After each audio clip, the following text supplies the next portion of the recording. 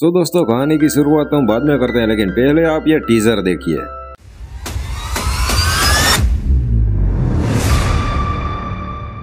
अभी कहानी की शुरुआत होती है और हम कई मामू लोगों को देखते हैं, जिसमें उन सभी का लीडर का नाम था डोम। और डोम का और उसकी गैंग का काम था फुल ऑन चोरी चकारी करना, और वो भी अपनी सुपर कारों से। इसलिए एक बार ये चोरी भी देखिए।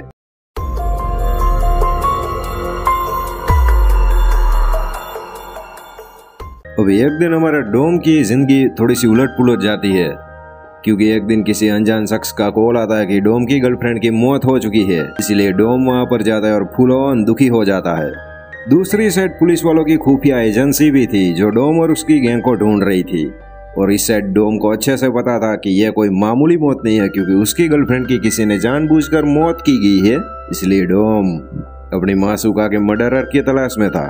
अभी हमारा डॉन वहाँ के लोकल माफियाओं की वाट लगाता है और उन सभी से पूछताछ करता है कि इस साजिश में शामिल कौन कौन है। तभी उसे पता चलता है कि उस सिटी का बड़ा माफिया है, जो डोम की गर्लफ्रेंड को मौत का जिम्मेदार है।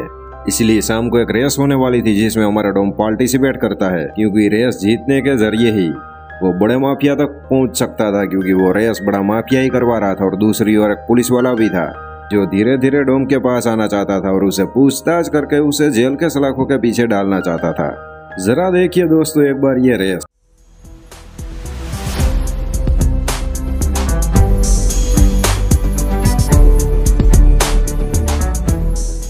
अभी हमारा डोम किसी भी तरह से वो रेस जीत लेता है और शाम को एक पब में उसकी मुलाकात बड़े माफिया से होती है, जहां पर बड़ा माफिया डोम को एक काम देता है कि तुझे ये मेरा गैर कानूनी काम करना है और मेरे कुछ पंटर है जो तेरा इस काम में साथ देंगे।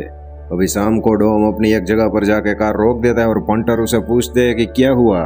तभी डोम कुछ बोले उससे पहले माफिया का एक पंटर कहता है कि तेरी गर्लफ्रेंड को मैंने ही मारा है, क्योंकि वो मुझे पसंद थी और मैंने उसको आई लव यू बोला था, लेकिन उसने नकार दिया था। इसलिए मैंने उसे वहीं के वहीं बुरी तरह से मार डाला। डोम उसकी धुलाई शुरू कर देता है, लेकिन पीछे वो साथी पुलिस वाला भी था, जो वहाँ और फायरिंग शुरू कर देता है और सारी जगह पर अफरा तफरी मच जाती है और पंटर वहाँ से भागने लगते हैं। अभी वहाँ से सारे पंटर तो चले गए थे, लेकिन डोम और वो पुलिस वाला भी दोस्तों समझ गया था कि इन सभी में डोम की कोई गलती नहीं है। इसलिए वहाँ पर करोड़ों की तादाद में ड्रग्स का माल वहाँ पर मौजूद था, जो डोम और वो पुलिस वाला अपने एक सांड पट्टी वाली जगह पर छुपा देते हैं। यानी कि अभी पुलिस वाला भी साला हमारा डोम के साथ था। अपनी मासूका का बदला लेने के लिए डोम उस बड़े माफिया को कॉल करता है और उसी के साथ उसी के ड्रग्स की डील करता है कि तुम मुझे पैसे दे दो, ड्रग्स के जितने भी हो, और मैं तुम्हें तुम्हारा ड्रग्स वापस दे दूंगा। लेकिन पुलिस वाले भी डोम की ट्रैकिंग में थे, इसलिए वो साले वहां पर पहुंच जाते हैं और वहां पर मामला थोड़ा सा अशांत कर देते हैं और माफिया भी अपने घर चला जाता है और डोम भी वहां पर चकमा देकर सारे पुलिस वालों को अपने अपने घर चला जाता है।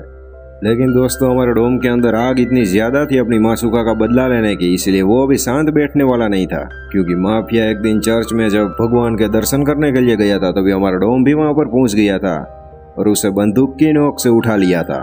माफिया के आदमी भी डोम का पीछा कर रहे हैं कि वो उसके बॉस को छुड़ा ले, लेकिन डोम हमारा पूरी कोशिश करता है वो किसी भी तरह से इस माफिया को मार डाले। इसलिए वो उसे उस जगह से दूर ले जाना चाहता था। जरा देखिए एक बार और नजारा है।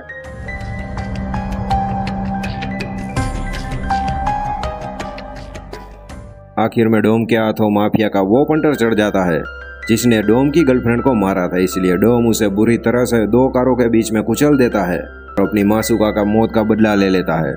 लेकिन तभी पुलिस भी वहां पर पहुंच गई थी और डोम की इस गलती की वजह से, यानी कि बदला लेने की भावना की वजह से, उसे अभी जेल होने वाली थी और डोम को जेल में शिफ्ट किया हुआ जा रहा था। लेकिन तभी पीछे से कुछ कारें आती है जो डोम को छुड़ाने वाली थी। लेकिन दोस्तों, यहाँ पर मूवी की एंडिंग हो जाती है इस पार्ट की। दूसरे पार्ट में हम देखेंगे कि क्या क्या होगा।